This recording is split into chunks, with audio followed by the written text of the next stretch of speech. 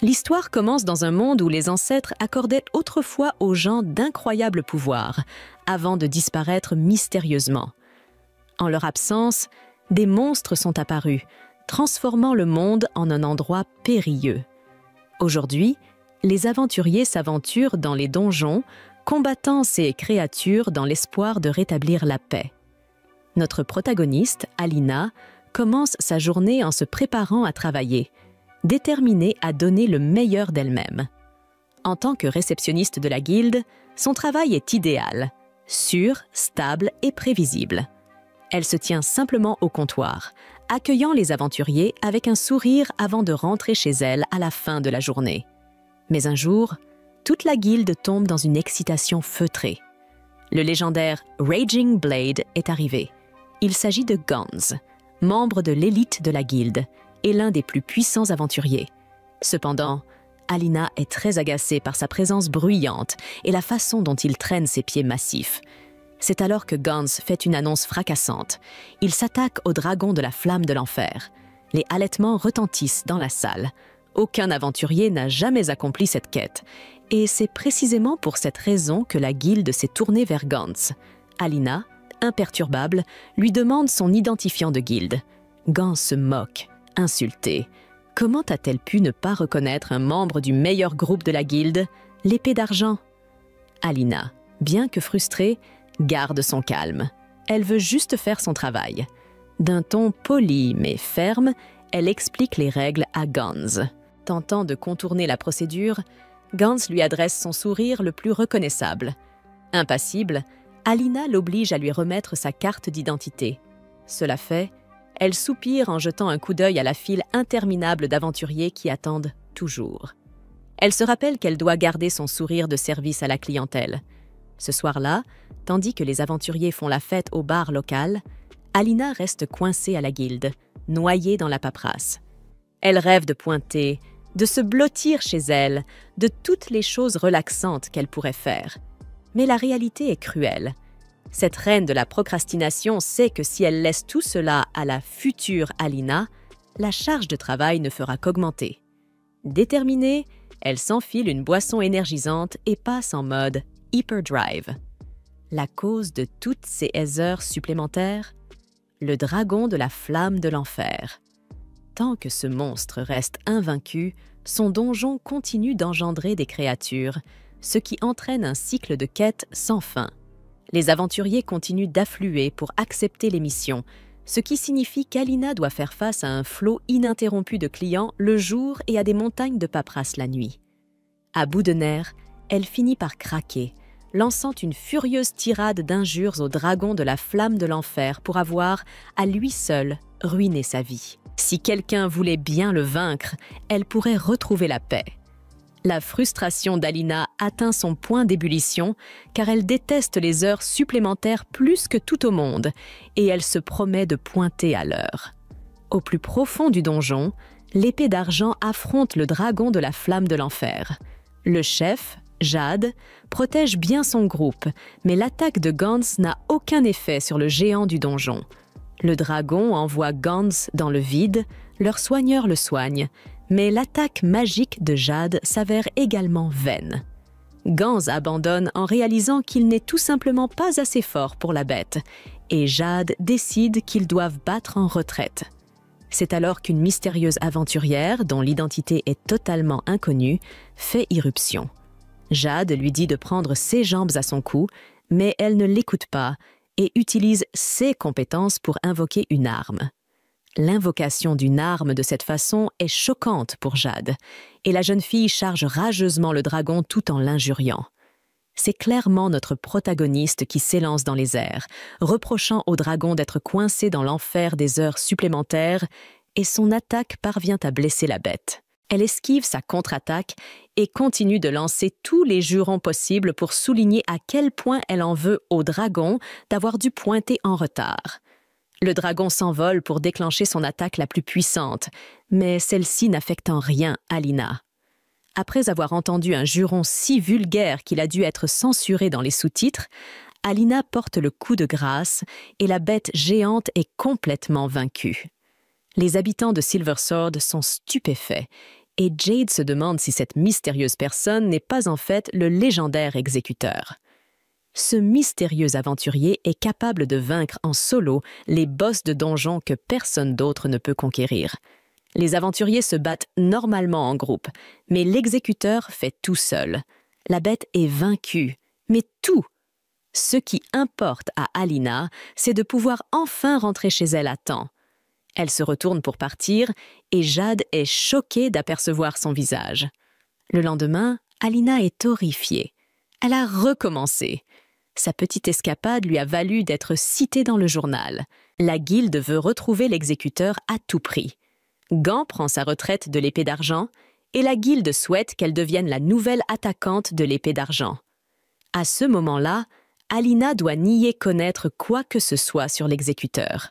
Son amie Leila est une grande admiratrice et est convaincue que l'épée d'argent serait invincible si l'exécuteur les rejoignait. Personne ne connaît son identité, alors Leila espère qu'elle sera bientôt retrouvée.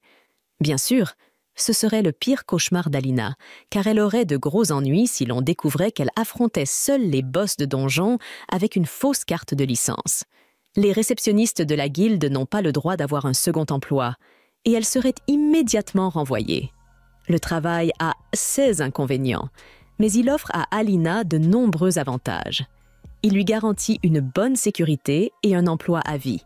Le meilleur dans tout cela, c'est qu'elle peut rentrer chez elle à la même heure chaque jour, à condition qu'il n'y ait pas d'heures supplémentaires. C'est d'ailleurs pour cette raison qu'elle est devenue réceptionniste. Alors elle refuse que sa vie soit ruinée en étant démasquée maintenant. Au quartier général de la guilde, Jade cherche désespérément la fille qu'il a vue cette nuit-là. Son groupe se demande s'il pourrait vraiment s'agir d'une fille, car l'arme de l'exécuteur est immense, mais Jade en est certain. C'est une fille aux cheveux noirs et aux yeux verts, et elle est jeune. Six amis pensent qu'il est trop obsédé par elle, mais Jade leur demande un peu plus de temps, car il doit absolument la retrouver. Pendant que ses coéquipiers attendent, ils vont chercher des encassins. Lulu se plaint que l'eau fait trop la sieste, mais il n'y peut rien puisqu'il reste debout toute la nuit à étudier des grimoires. Ailleurs, un tatoueur est furieux d'avoir été ridiculisé. Il jure de se venger, mais un terrifiant homme squelette s'approche de lui. Non loin de là, Jade contemple la relique laissée par le dragon des flammes de l'enfer. Les reliques portent la marque Dia, ce qui signifie qu'elles contiennent les techniques des ancêtres. Elles confèrent des pouvoirs à quiconque les utilise, et n'importe quel aventurier mourrait pour en avoir une. Mais l'exécuteur ne semblait pas s'en soucier. De plus, le pouvoir qu'elle a utilisé n'a rien à voir avec les techniques de Dia. Jade est choquée lorsqu'il pense qu'elle pourrait avoir ce qu'on appelle une technique Dia, et il se promet de la retrouver quoi qu'il arrive. C'est alors qu'un vent étrange attire son attention sur une jeune fille, et il est choqué de voir qu'elle ressemble comme deux gouttes d'eau à l'exécuteur. Jade la suit rapidement, incrédule, alors qu'elle entre dans la guilde des aventuriers.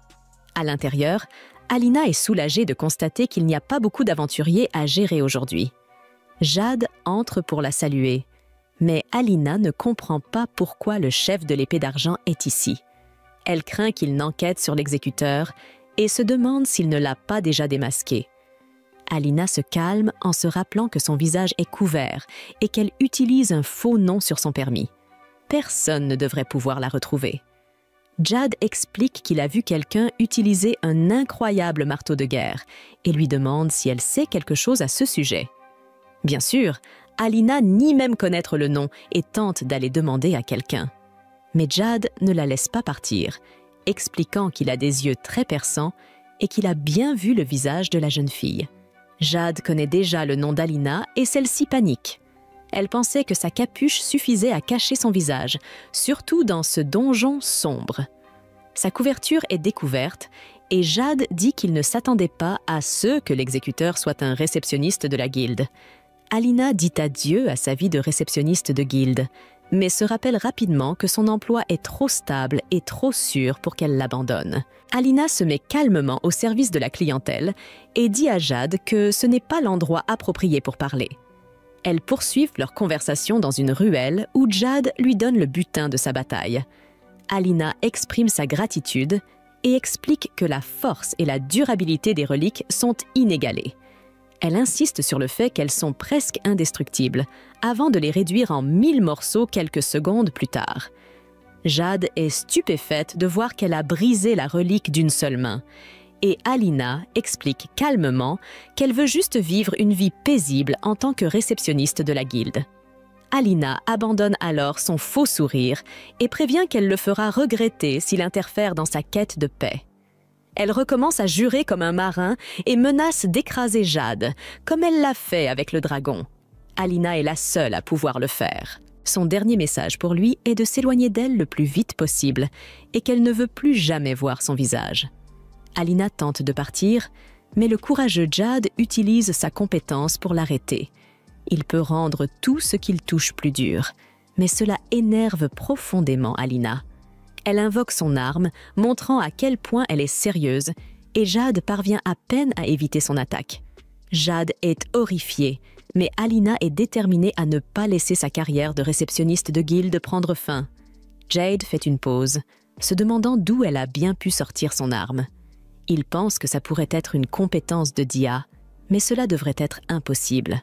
6 compétences sont légendaires, censées avoir disparu avec les ancêtres. Alina s'en moque totalement et veut juste continuer à se battre, mais Jade n'est pas là pour ça. Il déclare qu'il veut qu'Alina le rejoigne, mais elle menace de le poursuivre en justice pour harcèlement. Jade avoue qu'il n'a pas pu cesser de penser à elle depuis leur combat et qu'il a besoin d'elle pour être l'attaquante de Silver Sword. Alina en a assez et répète qu'elle veut juste mener une vie paisible en tant que réceptionniste de guilde. Jade pense qu'il est malin lorsqu'il lui fait remarquer que si elle voulait vraiment la paix, elle n'aurait pas affronté un boss de donjon seule.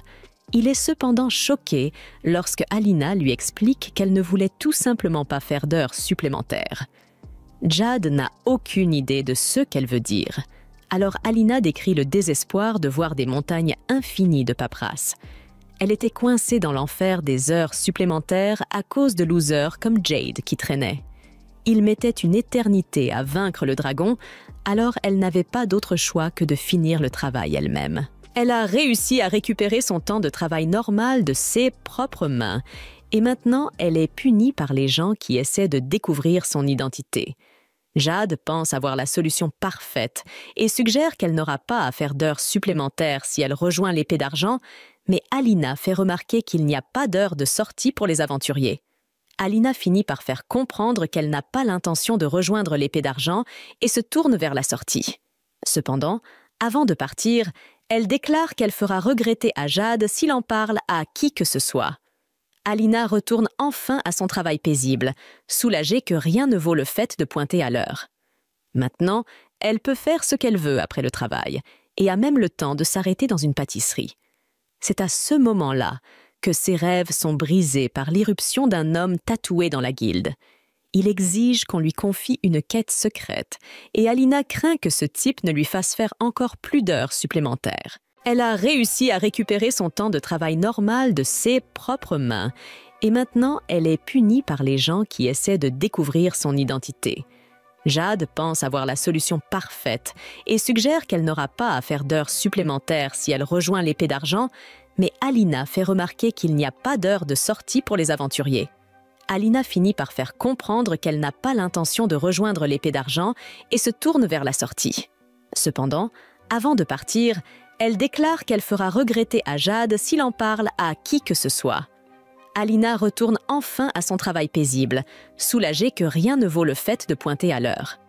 Maintenant, elle peut faire ce qu'elle veut après le travail et a même le temps de s'arrêter dans une pâtisserie. C'est à ce moment-là que ses rêves sont brisés par l'irruption d'un homme tatoué dans la guilde. Il exige qu'on lui confie une quête secrète et Alina craint que ce type ne lui fasse faire encore plus d'heures supplémentaires. Jade prévient Alina qu'il y a beaucoup de gens dangereux autour d'elle et qu'elle doit donc être prudente. Alina accepte et le remercie, mais elle veut surtout savoir ce que le chef de l'épée d'argent fait ici. Jade se rend compte qu'elle menace sa vie, alors il dit qu'il ne faisait que passer et s'en va. Le lendemain, Alina n'arrive pas à croire que quelqu'un a découvert sa véritable identité. Jade pourrait mettre en péril son paisible emploi de réceptionniste, alors elle se demande si elle ne devrait pas le malmener un peu pour s'assurer qu'il se taise. Elle se rend vite compte que Jade est en fait une personne assez importante et que si elle lui faisait quelque chose, elle serait probablement renvoyée de toute façon. Elle ne sait pas quoi faire et souhaite rester au lit pour toujours. Malheureusement, si elle a pu verser un acompte sur cette maison, c'est grâce à son emploi stable et sûr de réceptionniste. Cela permet à Alina de se concentrer à nouveau et de déclarer que travailler à la guilde est le meilleur emploi qui soit et qu'elle doit s'assurer qu'elle ne sera pas renvoyée. Plus tard, Alina est contrariée par le fait que Jade traîne toujours près du tableau des quêtes. Maintenant qu'il se présente pendant sa pause déjeuner, elle ne tarde pas à invoquer son marteau de guerre. C'est la seule occasion qu'elle a d'être seule. Mais Jade veut désespérément savoir quand sa compétence d'IA s'est éveillée pour la première fois. Alina refuse de lui dire quoi que ce soit, mais Jade insiste. Il lui explique que les conditions d'éveil de la compétence sont encore inconnues et qu'elles sont très rares. Il se demande pourquoi elle gaspille ses compétences en devenant réceptionniste, mais Alina ne lui prête guère attention. Elle lui dit simplement que peu importe le temps qu'il passera à la guilde, elle ne rejoindra jamais l'épée d'argent. Alina s'en va, mais même elle se demande pourquoi les dieux ont choisi de donner une compétence à un réceptionniste de guilde. Un flashback révèle que tout s'est passé il y a 2 ans. Il y avait un festival annuel qui durait 3 jours et 3 nuits. Alina venait de commencer son travail de réceptionniste et elle n'y était pas encore habituée, ce qui l'obligeait à faire des heures supplémentaires tous les jours. Elle voulait absolument aller au festival, mais il lui restait beaucoup de travail. On dit que la personne qui fait le vœu le plus ardent pendant le festival obtient la bénédiction de Dia. Alina a fait de son mieux en suppliant Dia de ne plus jamais la laisser faire d'heures supplémentaires, mais son souhait est resté sans réponse. Ce n'est que plusieurs heures plus tard qu'Alina a enfin terminé et qu'elle a pu visiter le festival. Malheureusement, tout était déjà terminé. Alina s'est mise à pleurer en faisant tout son possible, mais au final, elle n'a pas pu profiter du festival ne serait-ce qu'une seconde. C'est à ce moment-là qu'elle a commencé à en vouloir à la guilde, aux aventuriers inutiles qui ne peuvent même pas battre un boss et aux boss qui ne veulent pas mourir. C'est à ce moment-là qu'elle a commencé à détester tout ce qui l'oblige à faire des heures supplémentaires. Alina n'a pas pu retenir ses larmes, car elle était prête à tout pour ne plus faire d'heures supplémentaires. Elle voulait beaucoup de pouvoir, afin de pouvoir détruire tout ce qui l'empêchait de pointer à l'heure. C'est à ce moment-là qu'elle a reçu la bénédiction de Dia. De retour au présent, Slay pense à se venger de la réceptionniste qui parle à tort et à travers. À ce moment-là, il semble intrigué par des aventures qui ont surpris tout le monde en ramenant un chef de raid. Ailleurs, Jade réfléchit à la manière dont il pourrait convaincre Alina de lui accorder l'heure du jour. Il se reprend vite et se rappelle qu'il est censé la convaincre de rejoindre l'épée d'argent. C'est à ce moment-là qu'il doit partir précipitamment, car le chaos éclate et nous voyons que le boss du raid terrorise la ville. Cette chose fait de gros dégâts et est sur le point d'écraser quelques aventuriers blessés. Mais Jade prend l'aggro avec sa capacité Astor. Jade leur dit de se mettre à l'abri, mais ils s'inquiètent pour lui. Les boss de raid sont extrêmement puissants et ils craignent que Jade ne soit pas capable de les vaincre seul. Les aventuriers l'endorment afin de pouvoir le ramener pour les matériaux, mais il commence à devenir fou. C'est alors que Slade révèle qu'il utilise son pouvoir pour contrôler le monstre pendant qu'il dort. Il prévoit de détruire la ville entière, ainsi que Jade et l'ennuyeuse réceptionniste de la guilde. Jade refuse de le laisser faire et utilise son bouclier pour bloquer l'attaque du boss. Peu importe qu'il s'agisse d'un boss de raid ou non, Jade se promet de tout bloquer. À la guilde, Alina est furieuse contre son patron parce qu'il lui a donné un tas de travail qui se soldera par une nouvelle journée d'heures supplémentaires. Elle entend alors le chaos à l'extérieur et n'est pas surprise de voir que Tattoo Face est derrière tout ça. Elle ne réagit pas avec beaucoup d'urgence, mais tout change lorsqu'un des rochers du monstre vole dans une certaine direction. Elle se précipite et espère désespérément qu'il n'a pas atterri là où elle le pense. Malheureusement pour elle, en arrivant chez elle, elle découvre que le rocher a traversé son toit. C'est une vision terrifiante, car Alina n'a plus que 3 ans d'hypothèque. Les choses s'aggravent encore lorsqu'un rocher géant se fraye un chemin jusqu'au premier étage. La consternation d'Alina se transforme rapidement en colère. Elle invoque son arme et maudit Slay. De retour au centre-ville, nous constatons que Slay a éliminé plusieurs aventuriers. Jad se rend compte qu'ils n'ont pas assez de combattants pour affronter le chef du raid, et il ne sait pas quoi faire. Jessa et Alina surgissent du ciel et coupent le bras du chef de raid d'une seule attaque. Slay est amusé de voir que l'exécuteur est arrivé et il fait remarquer que la guilde était en train de la chercher frénétiquement. Il est certain qu'il serait furieux s'il mettait fin à sa vie. C'est donc ce qu'il compte faire. Cependant, son rire s'arrête rapidement lorsqu'il voit à quel point elle est en colère. Furieuse, Alina explique que sa maison était le seul réconfort dont elle disposait lorsqu'elle était épuisée par son travail. C'était son paradis personnel et elle jure de mettre fin à la vie de Slay. Pour lui, la mort sera sa récompense pour avoir détruit son paradis. Elle passe à l'attaque et Slay demande désespérément au golem de l'assommer. Mais il est trop tard, car elle anéantit la bête géante d'un seul coup. Slay craint pour sa vie lorsqu'elle s'approche de lui et lui dit de s'éloigner. Alina ne l'écoute pas et le plaint de n'avoir jamais appris à ne pas briser les objets des autres. Il est trop tard pour lui, car elle lui lance une avalanche d'injures et lui assène un coup de marteau. À la surprise générale, elle épargne la vie de Slay. Plus tard, Jad se sent mal pour Alina qui a perdu sa maison et ne sait plus quoi faire. Jad ne laisse pas passer l'occasion et tente sa chance en lui demandant si elle aimerait passer la nuit chez lui. Alina dit à l'idiote d'arrêter de faire des blagues idiotes, car il est évident qu'elle va loger dans une auberge. Elle va devoir faire encore plus d'heures supplémentaires à cause de Slay, alors elle veut juste qu'on la laisse tranquille. De retour sur les lieux du combat, un homme est reconnaissant au bourreau d'avoir sauvé la ville. Cependant, il dit que sa venue ici était une grave erreur, et il utilise sa capacité pour faire quelque chose. De retour à la guilde, Alina est à nouveau obligée de faire des heures supplémentaires. Jade fait de son mieux pour essayer de la réconforter, mais Alina se demande pourquoi il est là. Elle ne cesse de lui dire de partir, mais il veut juste s'assurer qu'elle ira bien après ce qui s'est passé. Alina se souvient alors que Jad est toujours un haut fonctionnaire et qu'il a donc le droit d'être dans le bureau. Cela fait un moment qu'ils travaillent ensemble et Jad pense qu'il devrait s'arrêter là. Alina plaint ce débutant qui fait des heures supplémentaires et explique qu'il y a eu de nombreux jours où elle n'était pas en mesure de faire tout le travail. Des jours où elle pensait pouvoir le garder pour un autre jour, lorsqu'elle serait plus motivée. Mais elle a vite compris que cela signifiait simplement que demain, Alina devrait faire face à la paresse d'Alina aujourd'hui. Plus importante encore, elle n'aura jamais la motivation nécessaire pour faire des heures supplémentaires. Alina essaie toujours de faire son travail le plus tôt possible dans l'espoir de pouvoir pointer à temps le lendemain.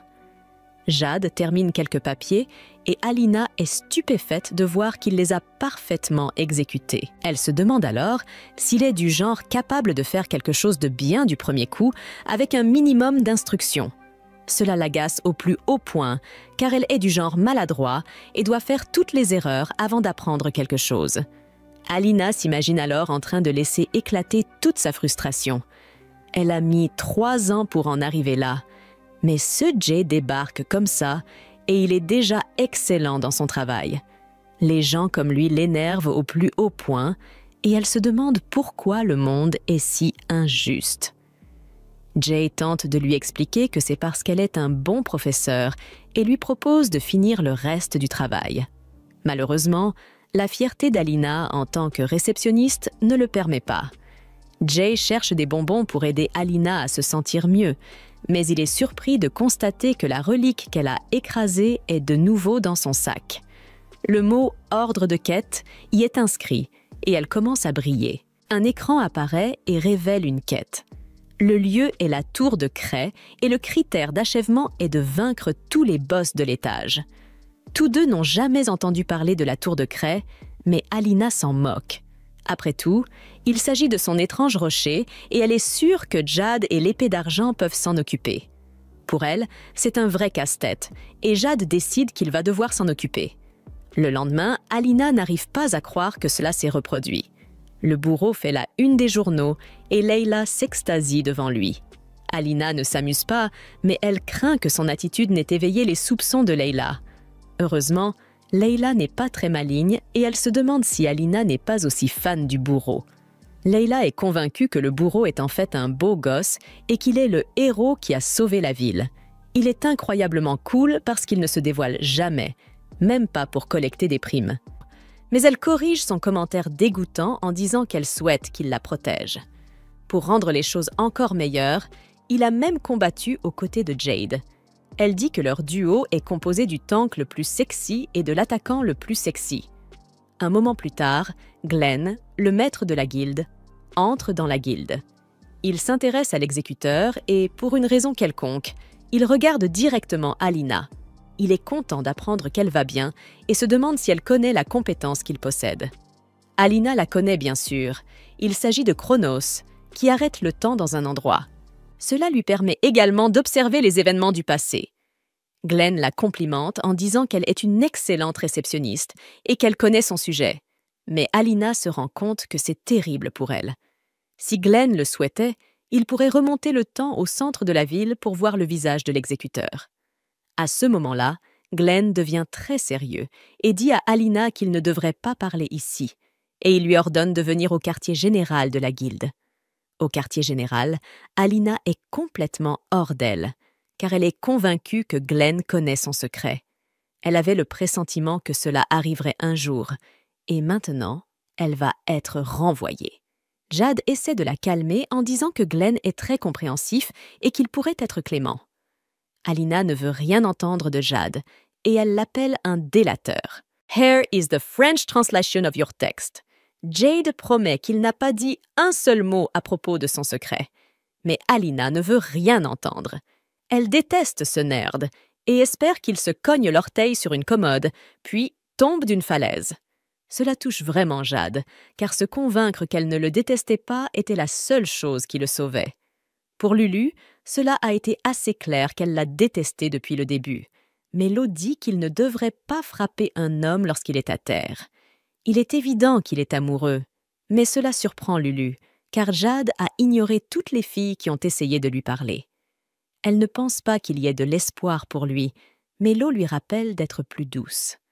À l'intérieur, Alina rencontre Glenn, et il est étonné qu'elle puisse avoir l'air d'une réceptionniste ordinaire.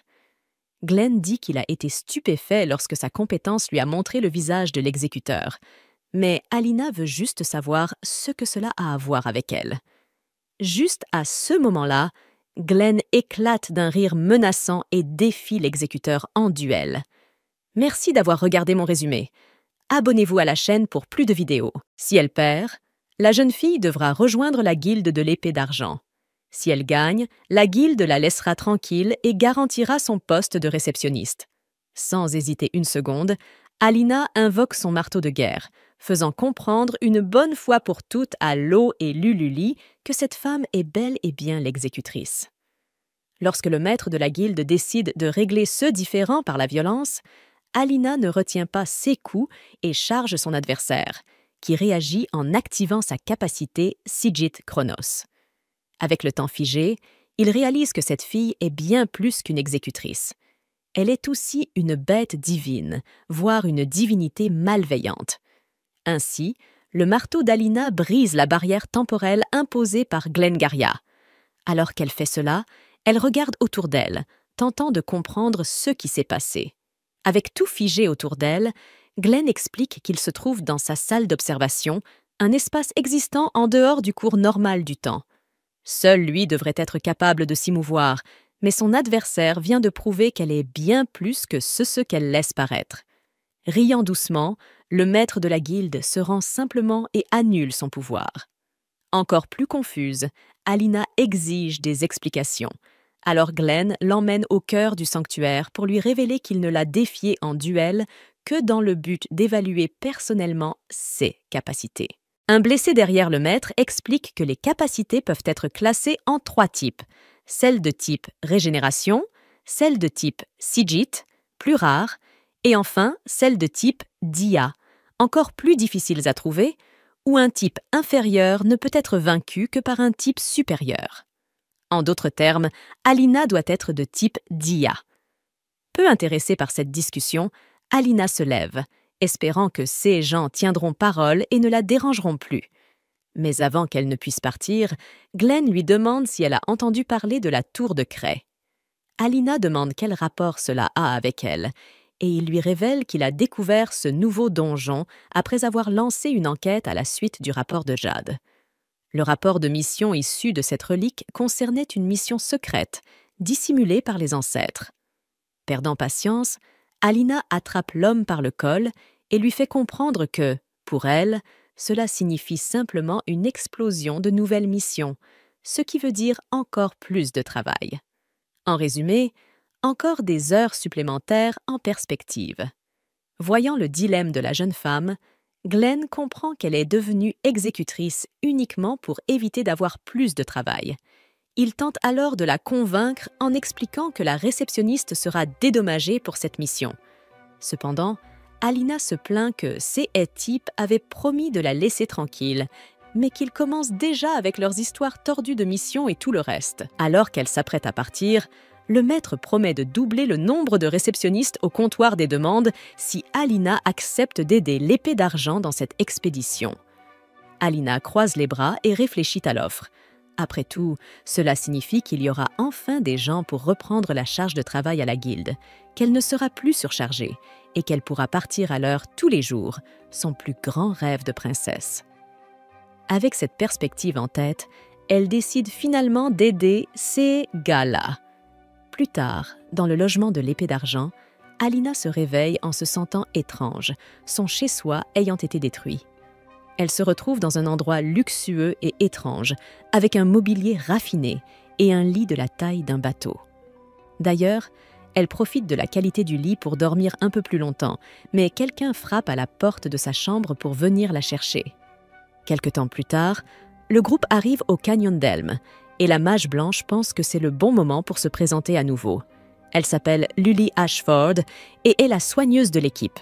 Low Loss Blender explique qu'il est un mage noir qui agit en tant qu'attaquant arrière, attaquant à distance pendant qu'Alina s'occupe du combat au corps à corps. Alina, quant à elle, montre sa carte de travail et précise qu'elle est sous contrat formel avec le gouvernement, tandis que le chef de l'épée d'argent appelle ses partenaires à se mettre en route. En chemin, Lo commente que la réceptionniste a l'air d'en avoir déjà assez d'être là, ce à quoi Jay répond qu'elle a sacrifié ses vacances pour être présente, même si, selon lui, un seul jour est bien peu.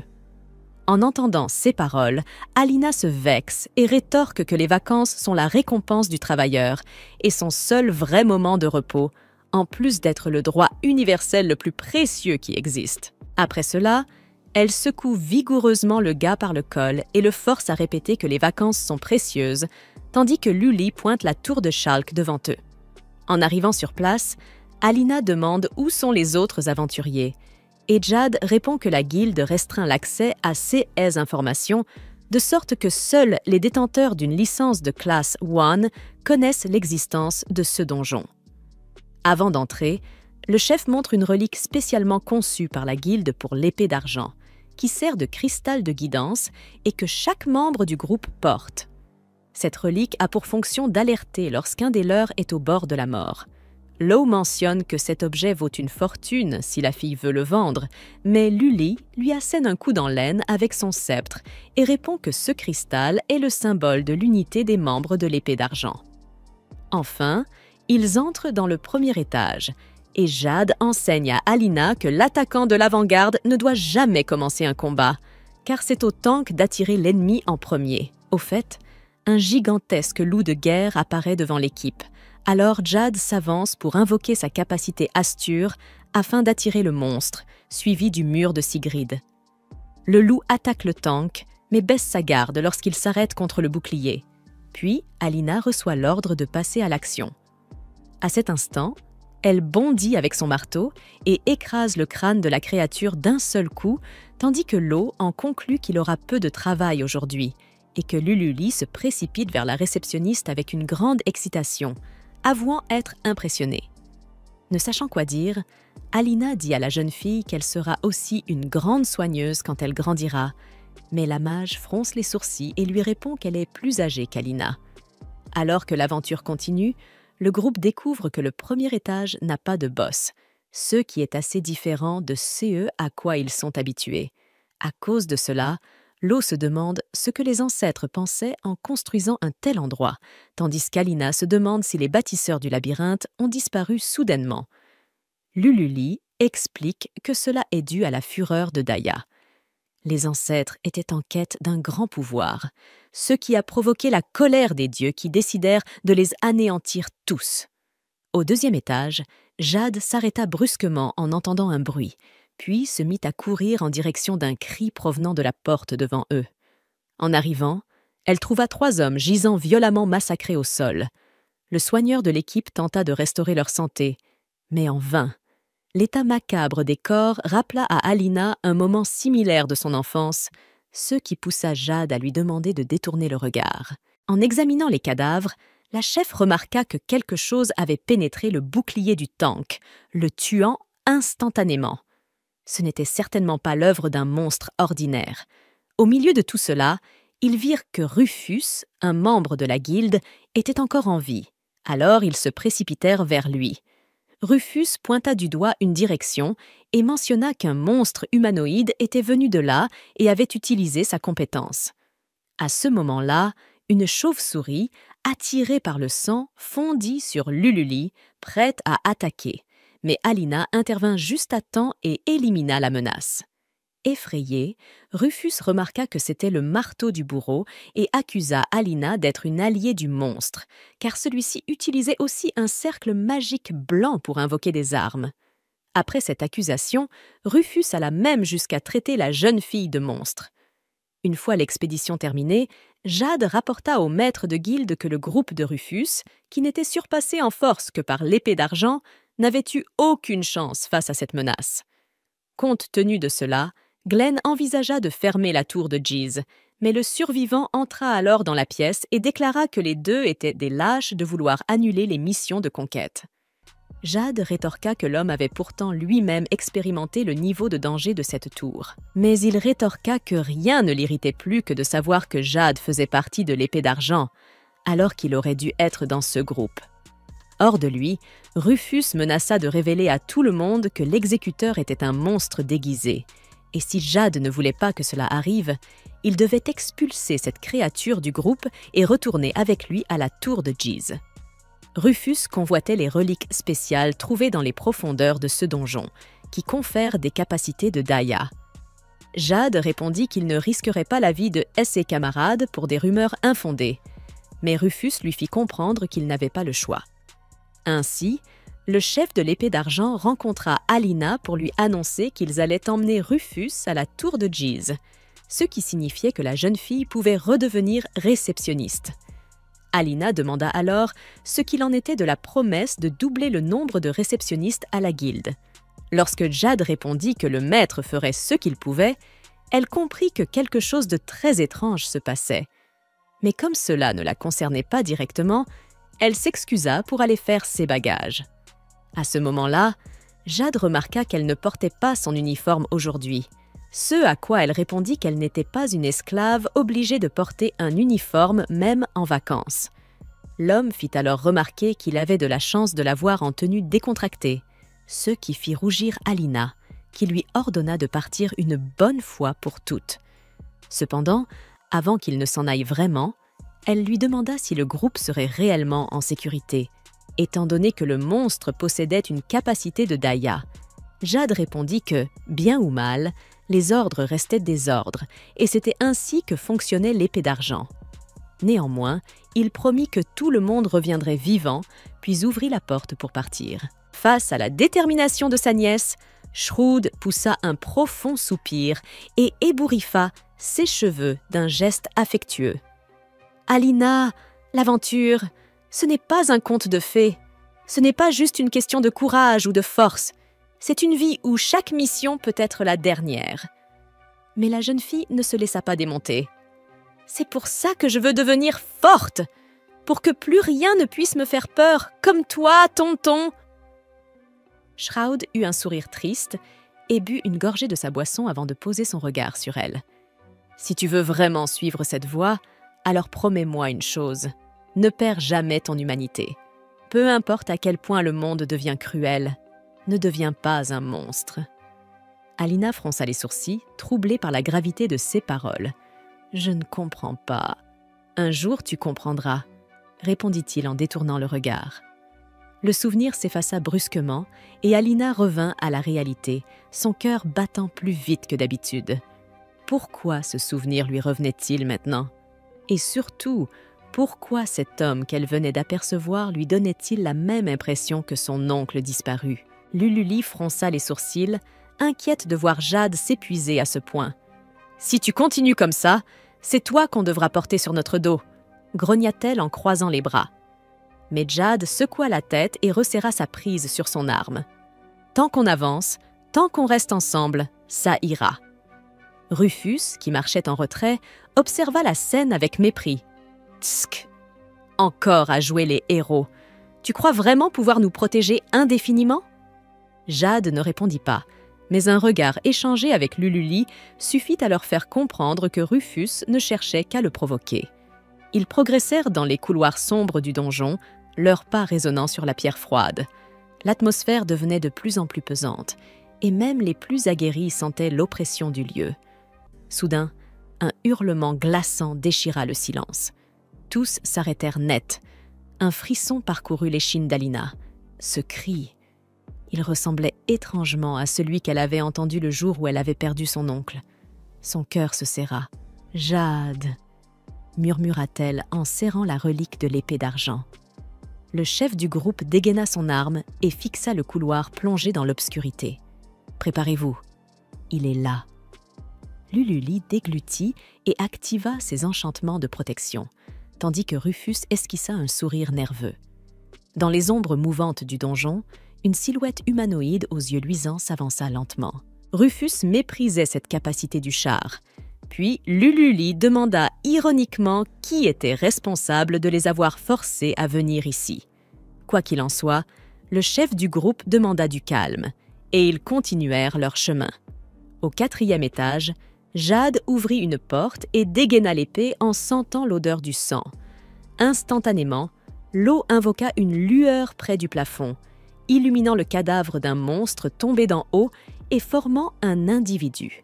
Cet individu affirma qu'il n'était pas un monstre, du moins pas aujourd'hui. En fait, il était Silaha, le dieu maléfique.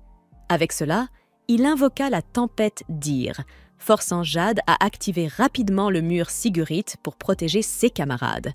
Le dieu loua les réflexes de l'homme et dit que ce serait amusant, tandis que l'eau pensait qu'il serait préférable pour eux de battre en retraite. Cependant, Rufus surprit tout le monde en activant la capacité du prisonnier Sigurite, piégeant tous les membres de l'épée d'argent. En faisant cela, il dit que ce dieu maléfique était scellé dans cet endroit, et selon ceux qui l'avaient entendu, le sceau ne serait brisé que lorsque Silaha aurait consommé suffisamment d'âme. À la lumière de cette révélation, Jade demanda si c'était Rufus qui avait tué ses coéquipiers, et il admit qu'il l'avait fait pour ressusciter ce dieu. Cela dit, Silaha tuerait les membres de l'épée d'argent à cet instant, et Rufus obtiendrait sa propre capacité d'IA grâce à cela. Cependant, Silaha surprit Rufus, qui riait fièrement, et lui enfonça sa lance dans le dos. L'homme demanda pourquoi, et le dieu justifia en disant que tous ceux qui se mettaient en travers de son chemin étaient dévorés, sans exception. Lorsque l'utilisateur de la prison magique mourut, le sort fut annulé. L'âme de Rufus s'éleva vers le sommet et fut consumée par le dieu maléfique, qui goûta à la vulgarité et à la petitesse de cet homme. Au fait, maintenant était le moment de connaître le goût des autres humains dans la pièce, alors Silaha pointa son arme vers eux. Pendant ce temps, Alina accomplit son travail habituel avec un sourire sur le visage, mais intérieurement, elle est inquiète pour ses camarades de l'épée d'argent. Malgré les circonstances, en se souvenant des paroles de Jade, il avait dit que même s'il ne pouvait pas vaincre cet ennemi, il devait suivre les ordres qui leur avaient été donnés. Tentant de secouer cette inquiétude, la jeune fille range son collier de groupe et secoue la tête. De retour à la tour Giz, les membres de l'équipe se demandent quoi faire, alors que le dieu maléfique s'approche après avoir facilement renversé le premier humain. Jade, par exemple, sait que ses capacités de cigarette n'ont aucune chance contre une divinité maniant des pouvoirs de niveau d'IA. Alors que les aventuriers restent figés, Scylla fait le premier pas pour attaquer, mais Lo réagit rapidement avec sa magie Agnès. Le dieu se défend facilement et se demande de quelle blague il s'agit, tandis que Lululi active la bénédiction de l'immortel sur le tank de l'équipe, qui voit Scylla lancer son esprit sur son bouclier, en déchirant un morceau. De plus, l'attaque cause une blessure à l'épaule du jeune homme qui est rapidement soignée. Intrigué par cette capacité de guérison, Scylla jure de la voler pour lui-même avec sa capacité de drainage d'IA. Bientôt, il invoque le miroir de l'envie du dieu géant et le place devant Lululi. Jade lui dit de fuir, mais le miroir émet une lumière puissante qui frappe la guérisseuse, lui arrachant son sceptre et le jetant dans les mains du dieu qui brise le bâton en deux sans hésiter. Lululi tente de lancer d'autres sorts, mais elle ne le peut pas sans son arme magique.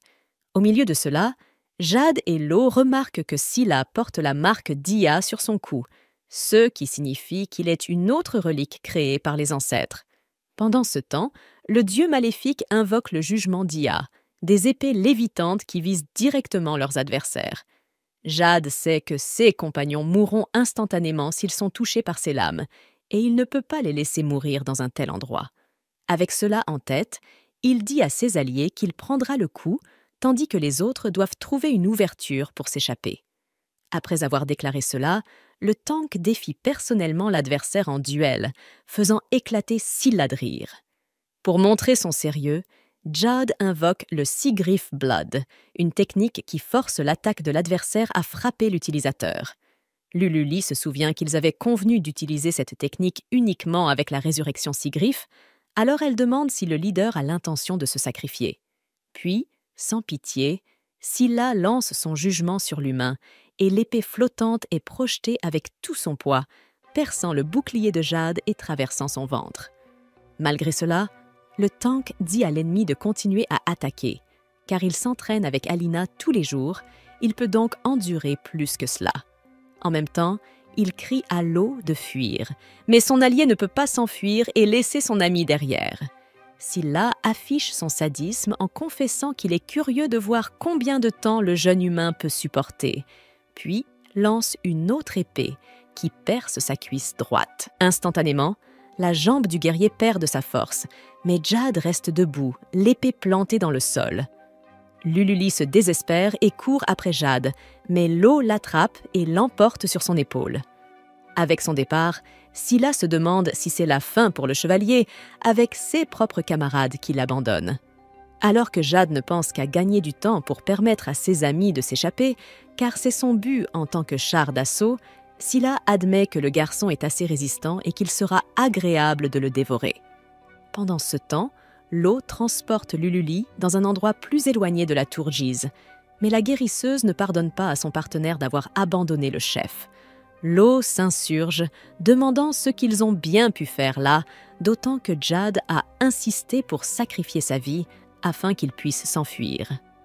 Acceptant peu à peu la situation, la jeune fille s'agenouille et se demande si Jade va mourir. Mais avant toute réponse, le duo entend des bruits de pas tonitruants dans le couloir de la tour. Un monstre quadrupède aux proportions gigantesques s'approche, bavant et reniflant de rage.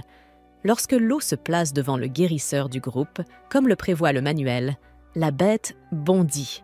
La nuit, il y a encore Alina qui reste tard au travail, cette fois aux côtés de Leila, qui ne supporte pas de voir une autre feuille de papier devant elle. Mais sa collègue lui rappelle que si elles finissent tout le travail aujourd'hui, elles pourront partir à l'heure demain. Pour supporter la pression, Leila demande un peu de la boisson favorite d'Alina, à base d'ailes d'ange, et toutes deux en prennent une bonne gorgée. Leila adore ça, mais remarque que cela a le goût d'une boisson de surcharge horaire. Au fait, elle commence à pleurer en se souvenant que la guilde a abandonné l'idée de poursuivre l'exécuteur, car son rêve était de voir ce héros rejoindre l'épée d'argent. Changeant de sujet, la fille remarque que la poche de son amie brille. Alina voit que c'est le pendentif de l'épée d'argent, ce qui signifie qu'un allié est au bord de la mort. La réceptionniste est choquée par cette nouvelle, car cet événement lui rappelle immédiatement ce qui est arrivé à son oncle pendant son enfance. Luttant contre ses souvenirs, elle s'enfuit sans dire au revoir. Pendant ce temps, Scylla invoque plusieurs épées flottantes à la fois et rit en regardant l'humain devant lui, bien qu'il avoue qu'il est plutôt intéressant. Quoi qu'il en soit, tout ce qu'il veut savoir, c'est combien d'épées le porteur de bouclier pourra encaisser dans le dos. De son côté, Jad imagine que c'est là qu'il va mourir, et la première personne à laquelle il pense est Alina Clover, car il aimait un peu cette moue de contrariété qu'elle fait. Mais s'il disait ça, il recevrait un bon coup de marteau pour apprendre à se taire. Depuis la première fois qu'il l'a vue dans les profondeurs de ce donjon, le garçon ressentait quelque chose pour cette fille. En l'analysant, Jad pense qu'Alina agit toujours de manière mûre, mais en réalité, elle est bien plus enfantine qu'elle ne le pense, essayant toujours de résoudre ses problèmes par la violence. D'un autre côté, il y a ce regard sans vie lorsqu'elle travaille et ce visage effrayant lorsqu'elle est en colère. Tout cela, accompagné de la joie sur le visage d'Alina lorsqu'elle quitte le travail à l'heure, donne à Jad juste envie d'avoir plus de temps pour profiter des choses qui valent la peine dans cette vie. Au fait, le guerrier crie qu'à côté du marteau de guerre d'Alina Clover, les attaques du dieu maléfique Silaha ne sont absolument rien en comparaison. Pendant ce temps, Alina court désespérément vers le portail cristallin de la guilde Matrix. Lorsqu'elle s'approche, le garde pointe son épée vers elle et lui demande ce qu'elle fait là à cette heure. Cependant, il se rend vite compte qu'elle est réceptionniste à la guilde et lui informe que ce portail mène uniquement au donjon, et si elle veut se rendre dans une autre ville, elle doit utiliser le portail Ifo. Ne pouvant révéler sa véritable identité, Alina réfléchit à quoi dire et se dit que les aventuriers sont destinés à mourir, car ils choisissent un mode de vie et une profession risquée. Néanmoins, Alina a choisi un autre travail précisément pour éviter de tels destins, et elle travaille dur pour maintenir une vie stable et sûre. Pourtant, il semble qu'elle jette tout cela par-dessus bord pour se mettre dans des ennuis. Après tout, elle n'a aucune obligation de sauver ses soi-disant camarades de l'épée d'argent. Cependant, après toute cette réflexion sur ne pas s'impliquer, elle ressent la pierre magique qui s'illumine à nouveau et invoque instantanément son marteau de guerre, révélant aux soldats qu'elle est l'exécuteur. Maintenant qu'il n'y a plus de retour en arrière, Alina jure qu'elle enverra quiconque ne se met pas en travers de son chemin dans l'au-delà. Dans le donjon, Lo subit de graves blessures pendant qu'il combat la créature, jusqu'à ce qu'il soit projeté violemment contre le mur et ne montre aucune réaction. Lululi court vers son compagnon et pleure car elle ne peut le soigner sans son sceptre. Le sorcier lui dit tout de même de fuir tant qu'elle le peut, mais elle refuse catégoriquement. Le monstre avançant de tout son poids écrasant, Lululi décide d'écarter les bras comme pour barrer la route à la bête vers son ami. C'est alors qu'Alina Clover arrive avec son marteau de guerre, portant un coup décisif sur la tête du monstre et le tuant sur le coup. Elle remet ensuite à Lo une bouteille d'aile d'ange, tandis que Lululi supplie le bourreau de sauver Jad au plus vite. Lo explique que leur chef affronte seul le dieu Silel, capable de dévorer les âmes humaines grâce à son pouvoir, Gaïa. Alina avance donc dans la tour de Djiz et voit Jad gravement blessée sur le sol, peut-être morte. À ce moment-là, elle se souvient de sa promesse qu'ils reviendraient tous vivants. Les larmes aux yeux, elle supplie le garçon de se réveiller, mais il ne répond pas. La lance de Scylla traverse alors la salle et manque de toucher le bourreau qui s'échappe juste à temps. Sachant que la femme a pu esquiver son attaque, le dieu suppose qu'il va avoir un autre duel intéressant. Pensant qu'Alina est venue sauver le garçon, il l'avertit qu'il est déjà trop tard, mais qu'ils se sont bien amusés jusqu'à la fin. Lululi court vers son compagnon et pleure car elle ne peut le soigner sans son sceptre. Le sorcier lui dit tout de même de fuir tant qu'elle le peut, mais elle refuse catégoriquement. Le monstre avançant de tout son poids écrasant, Lululi décide d'écarter les bras comme pour barrer la route à la bête vers son ami. C'est alors qu'Alina Clover arrive avec son marteau de guerre, portant un coup décisif sur la tête du monstre et le tuant sur le coup. Elle remet ensuite à l'eau une bouteille d'aile d'ange, tandis que Lululi supplie le bourreau de sauver Jade au plus vite. L'eau explique que leur chef affronte seul le dieu Silel, capable de dévorer les âmes humaines grâce à son pouvoir, Gaïa. Alina avance donc dans la tour de Jeez et voit Jade gravement blessée sur le sol, peut-être morte. À ce moment-là, elle se souvient de sa promesse qu'ils reviendraient tous vivants. Les larmes aux yeux, elle supplie le garçon de se réveiller, mais il ne répond pas. La lance de Scylla traverse alors la salle et manque de toucher le bourreau qui s'échappe juste à temps. Sachant que la femme a pu esquiver son attaque, le dieu suppose qu'il va avoir un autre duel intéressant. Pensant qu'Alina est venue sauver le garçon, il l'avertit qu'il est déjà trop tard, mais qu'ils se sont bien amusés jusqu'à la fin. Sur ce, Alina va voir Jade, qui lui dit qu'il a pu entendre les bruits glaçants des coups de marteau de Clover, et qu'après avoir entendu ces bruits, il a su qu'il ne pouvait pas mourir, car il n'est pas du genre à mourir facilement. L'homme embrasse alors fermement la femme, et celle-ci donne le reste de sa boisson Angel Wing à son camarade, qui est heureux d'avoir l'occasion d'embrasser son béguin par procuration. Cependant, Scylla émerge des décombres et semble surpris d'avoir été blessé, mais assure qu'il ne s'agit pas d'une défaite. Cela dit, le dieu guérit instantanément sa blessure à la poitrine, et Jade lui dit que c'est la capacité de Lululi qui l'a volée.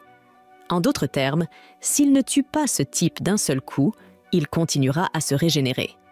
Enfin, Scylla souligne qu'Alina Clover possède une puissance équivalente à celle des êtres qui l'ont créée, mais c'est précisément pour cela qu'elle n'a aucune chance de le vaincre.